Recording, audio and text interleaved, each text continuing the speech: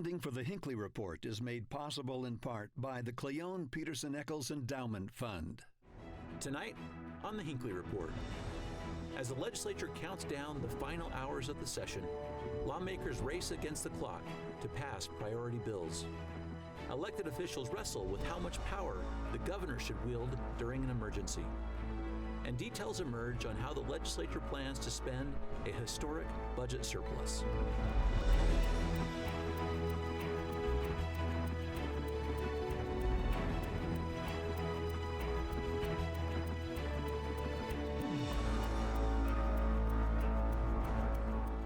Good evening and welcome to the Hinckley Report. I'm Jason Perry, director of the Hinckley Institute of Politics. Covering the week, we have Max Roth, anchor with Fox 13 News, Sonja Hutson, political reporter with KUER, and Robert Gerhke, news columnist with the Salt Lake Tribune. So glad to be with you all this evening. And this is a very interesting time. It's the last few hours of the legislative session. 45 days, it barely even seems like it, right? But so many bills on the table. I want to get to some of those because some are on their way to the governor already. Some are going to be really decided this evening here in the final hours. I want to get to one issue, Sonja, we'll start with you, which has been a theme through the entire legislative session. It's how do we separate the responsibilities during a pandemic? This is something the legislature, the governor, even local health authorities have been really wrestling over. Yeah, I mean, the legislature has been talking about this since last spring, right? And so they took a lot of time to kind of craft some legislation that they felt was an appropriate balance between the legislature, the governor's office, and local health departments. So the big bill passed in the House last night. It was the very last thing they did before they went home for the night. And it gives the legislature a lot more power in public health emergencies like the one we're in right now. So they can basically override any public health order, which is a big shift in power. That's kind of the main thing. And this is something that they've been working on with the governor's office. So I assume that he will probably sign it. And it's just kind of trying to balance those powers a little more. The legislature felt really out of the loop at the beginning of this pandemic. They felt like they were learning about executive orders through the news, which really kind of ticked them off. And so they passed some stuff in a special session that just kind of gave them more notice and a little bit more buy-in. But this is a big expansion of their emergency powers. Right, Robert, what is the heart of this problem? I mean, there's the notice thing, it's true, but what really is the problem with the governor extending these emergency orders? Yeah, I mean, I think the argument that the legislature made, and I think it has some merit, is that a state of emergency isn't really intended to last an entire year. I mean, you know, it's for earthquakes, it's for fires, it's for things like that. And so we have this pandemic that took an entire year now and is going to take several more months. And we've been operating under this governor-issued state of emergency, and the legislature has had problems with that. A lot of legislators think it went too far. They don't like mask mandates, but they want to have control more than anything. And so, I understand where they're coming from and wanting to reestablish some balance. It should be noted, I think, that throughout this entire thing, ever since day one, the legislature has had that authority that it gave to itself through that constitutional amendment to call itself into an emergency session if it really had the guts to do it. But, you know, maybe to their credit, they didn't tinker with it. They didn't want to get too involved with it.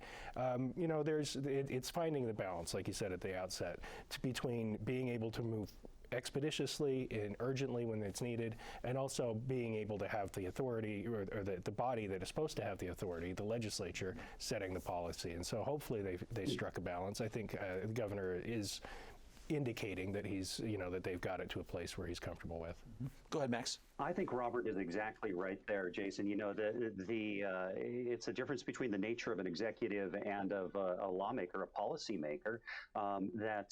Even when we elect these folks, when we're electing a governor, we're thinking, okay, this is the man or woman who's going to be making the decisions on how we act, how the government acts.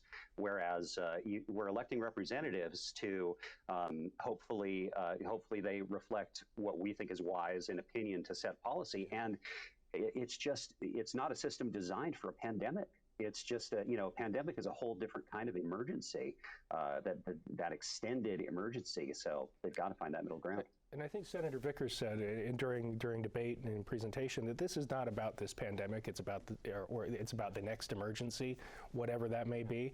And hopefully we have 100 years before the next one. Hopefully. But it's not really going to affect them as much this time.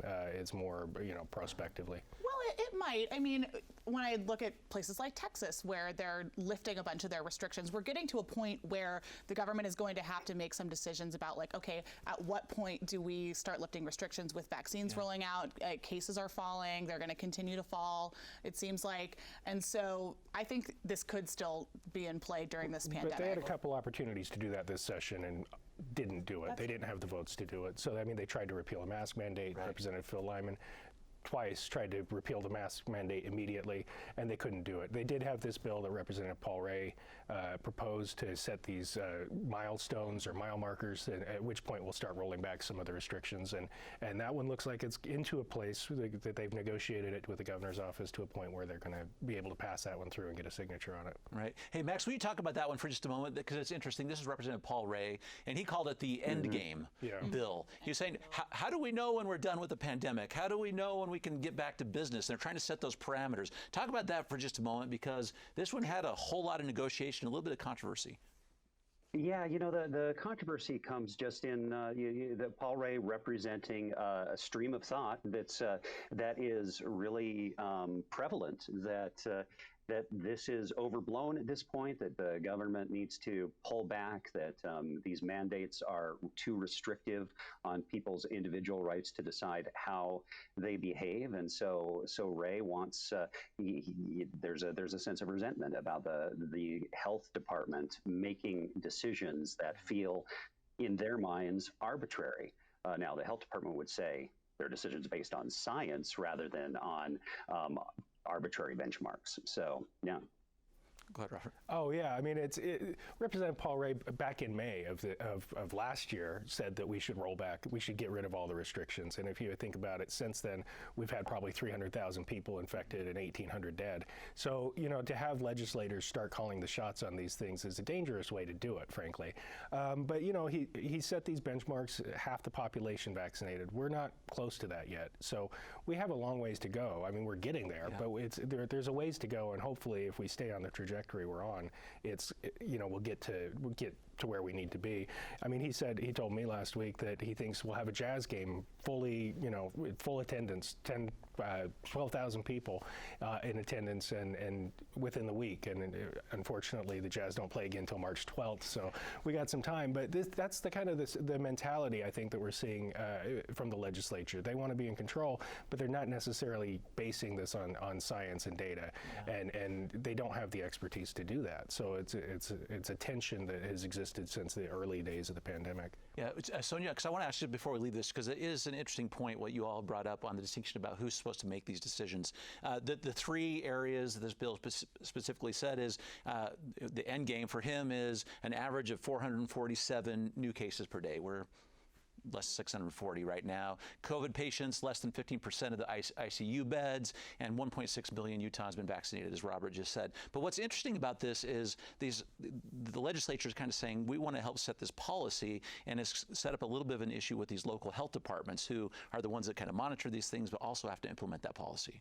Yeah, I mean, everything about emergency powers is a tug of war between local health departments, between the state health department, between the legislature and the governor's office.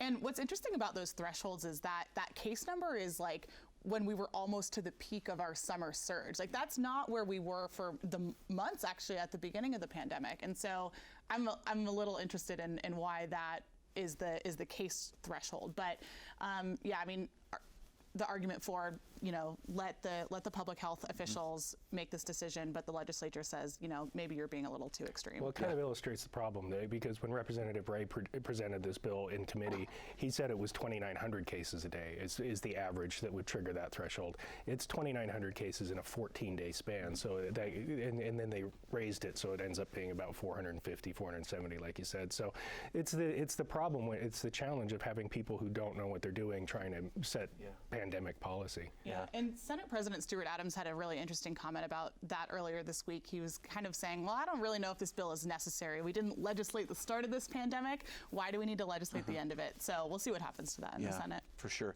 So there's a line from this to a couple other interesting bills touching public education, higher education this week as well, as they talk about the COVID response. So Max, one of those bills, this is Senator Todd Weiler. We talked about on the program last week about the legislature's interest in getting all kids back to school. And the original drafts of this bill went right after making sure every district allowed K through 12. But in addition, this week, an amendment was added to this particular bill that told universities, public universities, they must go back 75%, offer classes for 75% of their students. Yeah, it's again, it's a very similar thing to what we were just talking about, and you mentioned the link there is how much control do you give elected school boards?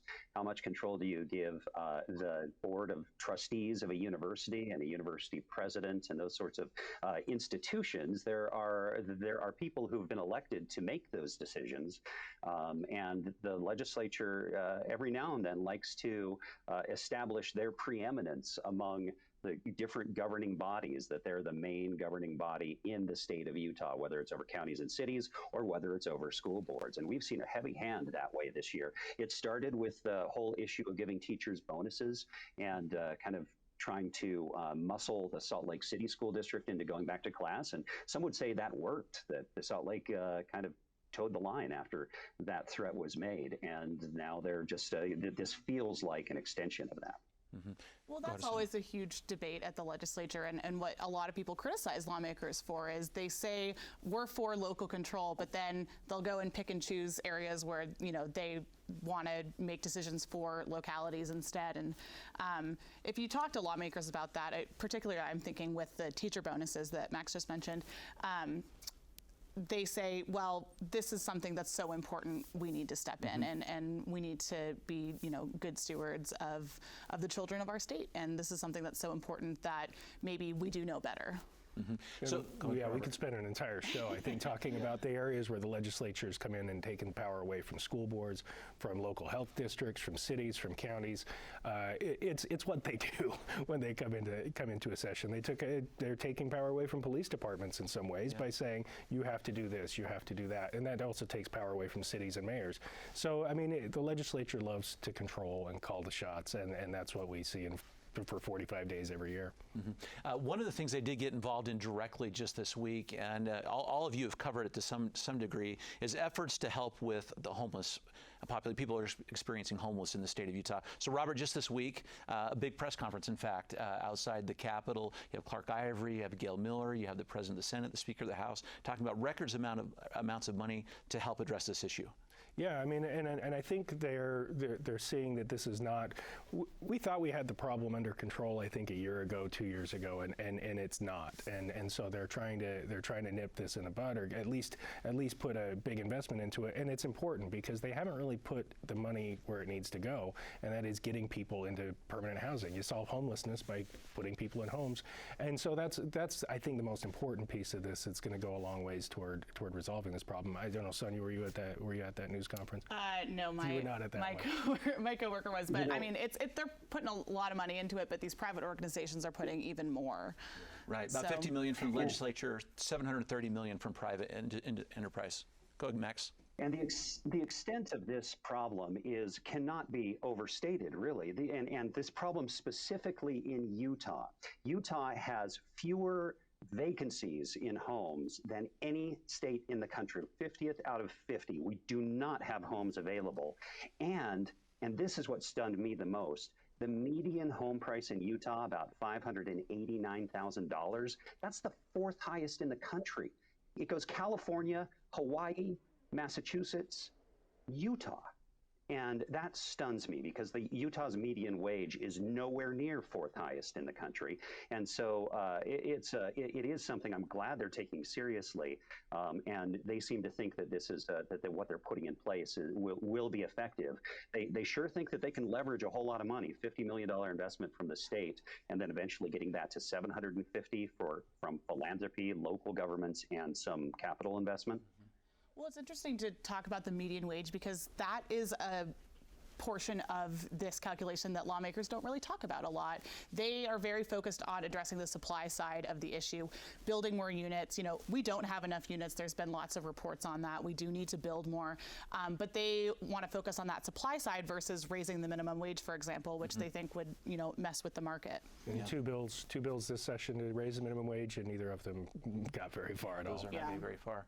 And, you know, a lot of those things that the state brags about, you know, we're number one for business in Forbes magazine or those sorts of things, or from the American Legislative Exchange Council, having a low minimum wage is one of the figures that gets Utah those rankings. And so when they say business friendly, sometimes that does mean low wages. So yeah, the other thing to note that I think in another state where politics was more competitive and more combative is that when they focus on building, the president of the Senate and the Speaker of the House are both home builders for their day jobs. Yeah, there's a lot of lawmakers that work in construction or real estate. It's a pretty common crossover field. Yeah. Of note, before we leave this, Representative Steve Ellison does have a bill to create an Office of Homeless Services inside the Department of Workforce Services aimed at helping with this issue. But also one last thing that will impact people in Salt Lake City in particular. This is Representative Ray Ward, a bill that allows people to build accessory dwellings. I'm following that one, Robert, but people, you know, creating these mother-in-law apartments or something like that in their home for people to live in. Yeah, and the concern, I guess, the reason he thinks it needs to be done is because some localities, some municipalities have said, no, we don't want these allowed. You know, it creates parking issues, it creates density issues, and so they put restrictions on it, and this says, well, no, we have a crisis, we need more housing, and so one way to do that is to limit cities' abilities to restrict those. You know, and so you can see potential problems, but it's also something, as Max said, we don't have the inventory now, we don't have places for people to live, and I think that's an important priority for us. Yeah, and ADUs are an interesting strategy because I kind of think of them as a NIMBY-friendly way to increase density. You know, you're just making a little mother-in-law unit rather than building a big apartment complex in some of these single-family home neighborhoods. But the flip side of it is also there's the potential for these to be turned into Airbnbs, and that doesn't do anything to help the housing stock. All right. Let me get to a couple other issues, just kind of discrete single issues that I just think are interesting for this session. One that occupied so much time, we talked about on the show, Dixie State University. All right, so a bill has finally been compromised. They've had a compromise on this bill. Max, talk about what you've seen behind the scenes, because this one divided our legislature. It divided our legislature. It divided the southwestern Utah community between a lot of the young people, the students at the university, and the folks who have lived there for a long time. Yeah, there is, I didn't realize, I've been in northern Utah my whole life, exactly how much attachment people had to that notion of that being Utah's Dixie. And it is, you know, the students say, hey, we're going out into a big world where we're going to be on LinkedIn looking for jobs across the country, and outside of southwestern Utah, Dixie means something wholly different, and the power of that word and that name has changed over time. Both sides think it's a powerful name. It's just which power is imbued in it. Is it the negative connotations from America's history, or is it what a lot of folks down there see as really positive connotations of their pioneer heritage? Well, describe it, please. Yeah, I don't think you can necessarily separate the meaning of it, meaning, you know, the American South versus the South of Utah. I mean, back in the day, there was lots of Confederate iconography associated with the university. Like, they're not completely divorced, but it was definitely that bill and the compromises that were made were a really big example of the Senate and the House working together this year. And it was definitely something they could have fought over, but it seems like they came to some sort of compromise where now it's going to go back to the Board of Trustees, and they're going to have this conversation all over again, which they've already had, but just to try to get some more public input and make people feel a little bit better that they're included in this conversation. But I mean, it's kind of my understanding, right? The compromise is just a commission, right?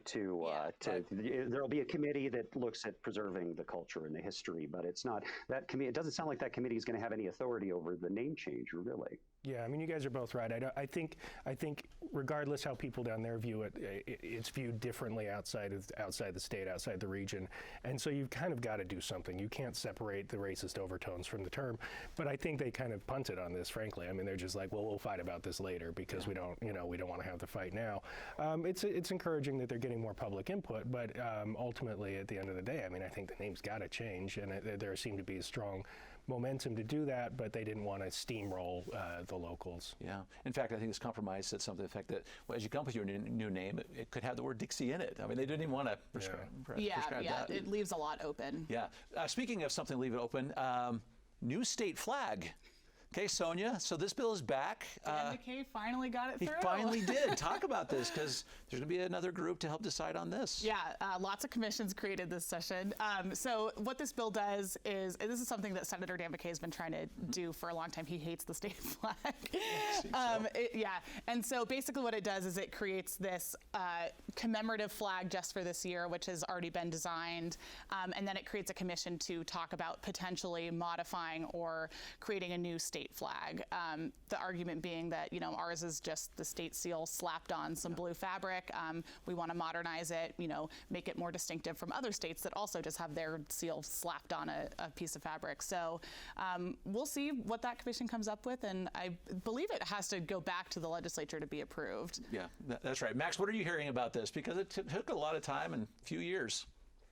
Yeah, and there was that weird little controversy at the end that was, it seemed a little overblown, where one of the designs was adopted by an online group that uses a hashtag, the DesNat group, and they say some pretty, unsavory things in defending their point of view, and so they were talking about leaving a design out of the competition. But no, I feel attached a little bit to the old flag. We always had it on our flagpole growing up, so I'm a little sad that people bag on it so much. But at the same time, it's people love symbolism, and Sonja's absolutely right. It's not too distinctive. You see it from a distance and you don't know what you're looking at. I mean, I think Max nailed it. People love symbolism. We're fighting over the name of Dixie. We're fighting over the flag. Mm-hmm. We really like our symbols. We feel passionate about things that there's a connection to. I mean, this daylight savings time, there's never a bigger fight at the legislature than daylight saving time, which seems pretty trivial in the larger scheme of things when we're talking about $750 million or $750 million for homeless people. But these are the things that rile people up, and it's interesting to watch it play out. Mm-hmm. It's also very interesting to watch Senator McKay's passion for it. He came in earlier this week to the House holding the flag, and just to make a show of support for that bill. I think there's a flag on everyone's desk for them in the legislature. I want to hit a couple of more items just really quickly. Robert, you had a great column on tax reform. The legislature promised some of it. We've got 3 specific areas of targeted tax decreases. Yeah. So we coming into the session had this big budget surplus. The Speaker, the Governor, the Senate President all said we're going to have some tax cuts. They came up with about $100 million. Part of that is just fixing a error, I guess, in the Trump tax cut. When they lowered the federal deduction, it meant especially people with large families ended up paying more, so they're fixing that. It's not super controversial, I don't think.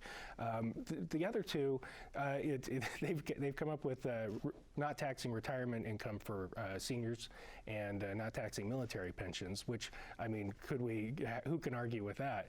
I mean, the problem is when you kind of unpack these a little bit is most of that goes to people who make more than $90,000. About 70% of the Social Security tax cut goes to people making over $91,000, and 90% plus of the military pension tax cut goes to people making more than $90,000. And the part that bothered me about this is there was a proposal for an earned income tax credit for lower income people, working families, that would put about $640 into their pockets each year to help them pay those bills. Because as we talked about, we've got really high housing prices, we've got pandemic struggles, and they didn't pass that. And I think it was unfortunate that instead, you've got these people who presumably have kids out of the house, who have lower expenses and these larger incomes, almost double the statewide average, and they're going to get some tax relief. But it's a well-packaged proposal because everybody loves grandma and everybody loves soldiers, so it flew through. Yeah, for sure. One more thing, Max. When we talked on the show last week, we discussed how every year we have an effort to go after Senate Bill 54, which allows people to get on the ballot by signature or through the caucus convention system. What are you seeing happening this week? Because that bill seems to have stalled a bit. but you never know. Yeah, it seems like it has died the way that bills do. That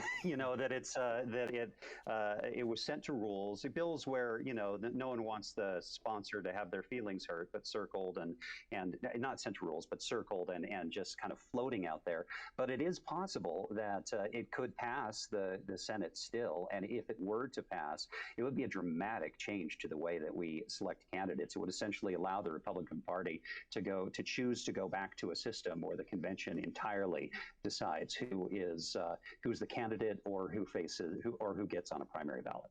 So what are all hearing? Why is it reared up pretty quickly, it got hot, and then stopped? Yeah, I'm not really sure what. I mean, obviously, it is such a hot potato controversial issue. I think maybe the Senate just didn't want to deal with it this time around. There's a lot going on. There's still a pandemic going on.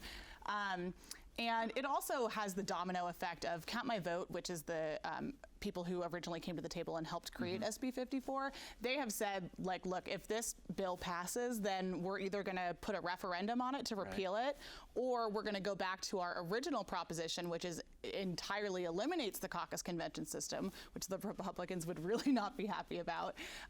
So I think there's also maybe a sense of not wanting to start from square one, because as you all know, that was a very years-long fight that's still going on. There was a lawsuit that made it all the way up to the Supreme Court before getting kicked back down, but I think maybe there's a sense of not wanting to redo all of that.